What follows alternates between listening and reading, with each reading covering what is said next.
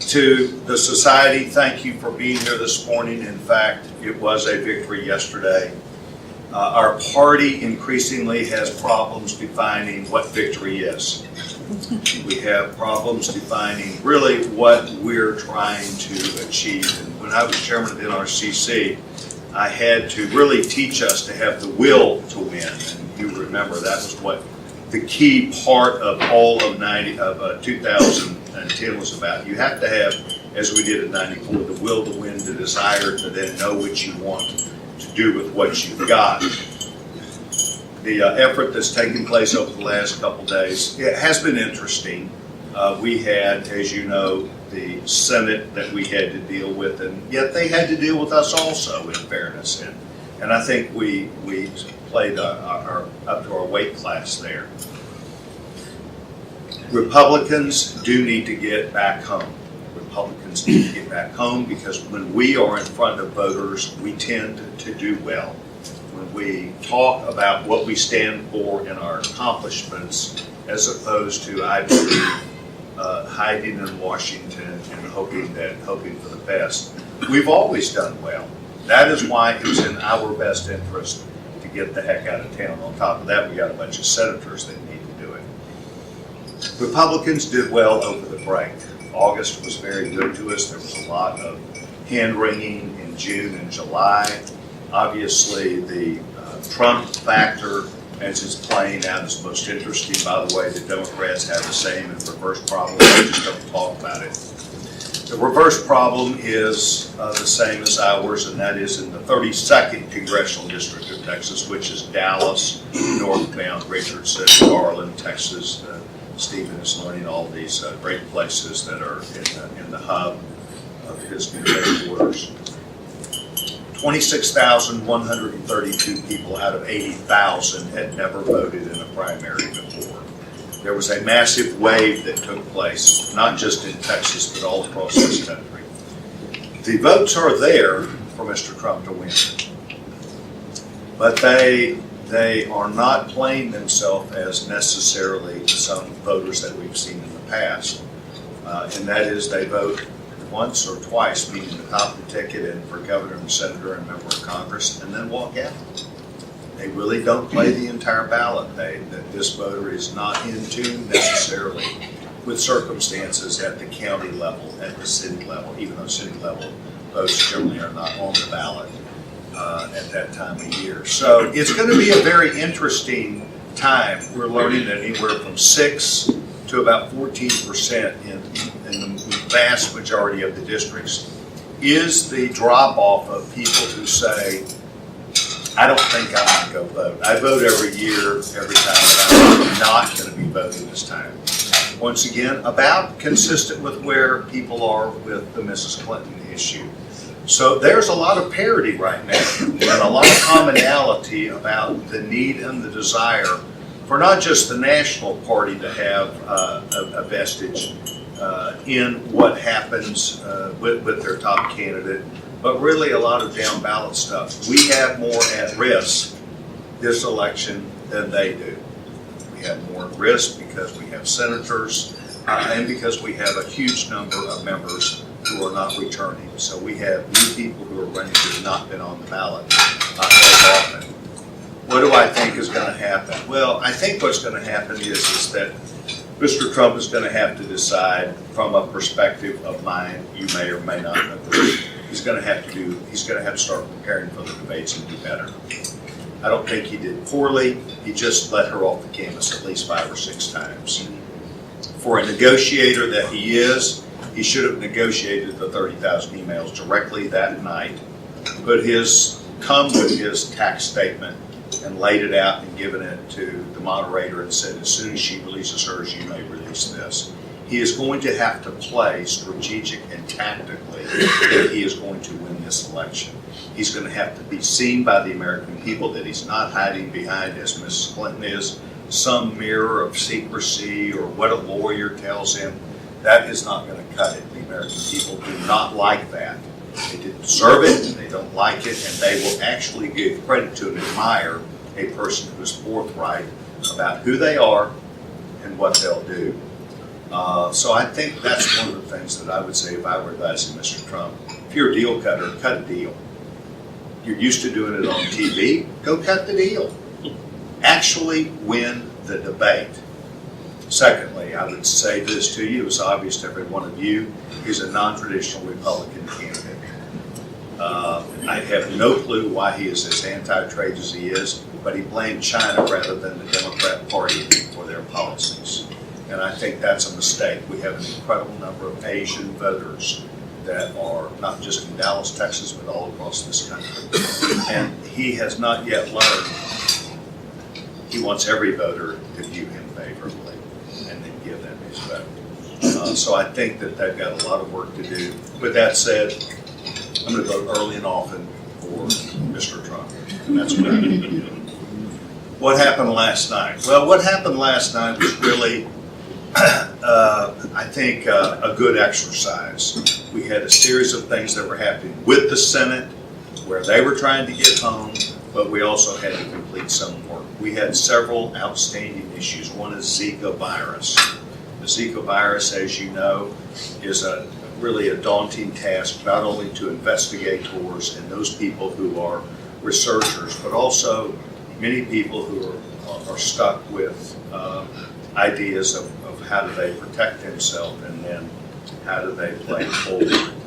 There were a number of issues in this, including clean water aspects. The Democrats are not in favor of all the spraying that eradicates this virus. They have stopped some of that across the country. We believe that's how you get rid of it. There was the issue of the quote Planned Parenthood viewpoint. We had offered, as you know, earlier in the summer, 1.1 billion, $1.1 billion. They wanted $1.9 billion and turned down our offer. Our offer was good for 5 months. Theirs was 10 years. We felt like we were genuine in what we did. It was a matter of getting the money to the investigators so that they could complete their work. I held a series of meetings with Tony Fauci, who's head of infectious diseases at NIH, and Director Collins, and they did their 4th meeting with me. And I opened up to a series of members of the Rules Committee on Tuesday morning, and they indicated that they are turning the corner on the Zika. They indicated a lot of things about how dangerous mosquitoes are. Tony Fauci put it into some perspective. For every single shark, human that is killed by a shark, there are 74,000 people killed by mosquitoes. For every one person killed by a shark, there are 74,000 that died from a mosquito. They are dangerous, and we must know more about them. And they are turning the corner, and they're expecting an announcement today or tomorrow. Is today Friday? Thursday. So I anticipate it will probably be Friday, but a big announcement that they're going to be making that I believe will be consistent with your belief that research and development, we can turn the corner on most things in this country by putting our best minds to it. So I think that was good. We had to deal with the issue of the water issue out of Flint, Michigan. As you know, it's a very difficult thing. Flint, Michigan, not unlike Detroit, is a problem. It's a problem. They've gone bankrupt. They're in bankruptcy. They cannot pay for their own services of their city. Whoever's fault it is a city in the United States of America. We have an obligation for all of us to work together. Yes, learn from it, no question about it. But simply to say we're looking for a nexus to go help people in this country is a stretch I don't like. I think we ought to find a way, we should find a way, we should do the right thing. We should work with them and hold them accountable. And that's what the speaker did. The speaker actually, I believe, stepped up to the plate, and we offered the correct language that would then enable Democrats to not only fall back, but really be in support. I would like to, not just because John is here, I'd like to give accolades to Louise Slaughter. Louise Slaughter, she is the ranking member at the Rules Committee. She actually worked very well with me, not just this week, but as she does. They made a difficult circumstance better. They enabled us to work through our circumstances They were numerous. What are they? Well, people don't like that we're going to give some money to Flint, Michigan. They want an amendment to strike it. I have a higher, different level of thinking, and that is WRDA is all about us trying to beat the White House, so the White House does not pick the winners and losers of who gets money in cities and water projects and other things. And if we don't pass WRDA, the White House controls all the money. And they pick winners and they pick losers too. And I do not believe it has been necessarily an even process. So I was trying to get the legislation to the Senate, to the White House, where they'd sign it as opposed to vetoing it. And that would mean Flint, Michigan, because it would be devastating and destructive to the president for us to pass something and him not sign it if Flint, Michigan's in there. So I saw the balance, the speaker saw the balance, and that is what we made a determination we were going to do. Mrs. Slaughter was most gracious, and we got that done. There's a lot of other things that are going to happen. We're trying to put together what would be an omnibus package that will be available at the end of the year. It's kind of like, it's not nice to say, but tell me now before I spend $10 on drinks. Tell me now what we're going to do. Well, who's going to win? Who is going to win? I don't know. I think I know, but I don't know. And so we're putting together a package that is designed for an outgoing president to be able to sign it and clear the deck and do things, regardless of who wins.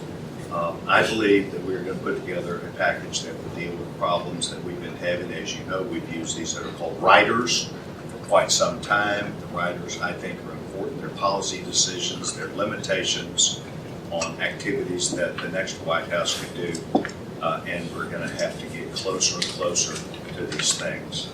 What was the big news of the week to me? I don't know what it was to you, but to me it was I had failed to understand that 17 of 23 co-ops that are under Obamacare have financially gone bankrupt.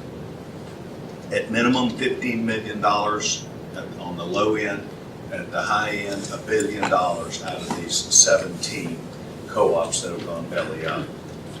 What does this mean? Well, it means that of the things that we knew and understood, it is not a sustainable circumstance that they're engaged in. But what you may or may not have focused on is that they are more costly in the marketplace than their competitors. And because of that, they've gone under. They are going under because they don't have market share. They're going under because they're expensive. They're going under. But really, it's unhappiness. The reimbursement rate for Obamacare to healthcare providers is 50% less than standard insurance reimbursement to a physician. What it was designed, the people that it was designed to help the most, it has now turned into a concrete life preserver. And it is taking families down. So this week we were on the floor, or at least the Rules Committee, talking about how those 17 co-ops that have gone down represent at least 1 million people.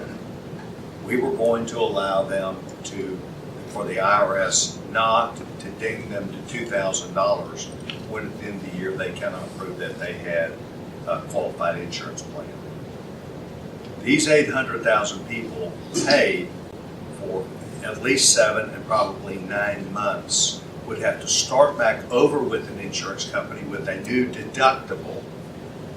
My deductible as in Obamacare is $3,600 for my family. And lots of people are saying, I don't have the money, I already spent it, and now the IRS is going to come back and dig me. And in fact, that's true. The IRS automatically deducts from whatever you would get back, because as the Supreme Court says, it's a tax bill. They deduct from people without recourse. And we felt like that was unfair. The Democrats completely disagreed with us. It's another great story for us to tell. Lastly, we learned about how this administration not only lost some 800 people that were special interest aliens that were designed to be exited from the country They claim they pushed the wrong button. They offered them all citizenship. These are at least 800, maybe 1,600. They don't know if they doubled it or they're not sure. 1,600 people, at least 800, that were special interest aliens that are now citizens of the United States of America. They sent out a memo to Houston, Texas this week saying, do everything you can do, drop all your work in ICE, and simply go to finish in the forms for what are called N-400s, which makes you a citizen. Please work overtime. Please focus everything you do to moving people through the system so that by October 1 or slightly after they can become citizens. I get it, but I don't like it. So we've got our hands full of trying to keep this country safe anytime there's a Democrat in the White House. The last thing I'll tell you, you've already figured out, they think they've won it for the last time. They think they have won from now on. My job, if I were chairman of the NRCC, is to make sure they lose. My job as chairman of the Rules Committee is to make sure we get our team on the field and get them done with great legislation. I did my job. What questions do y'all have?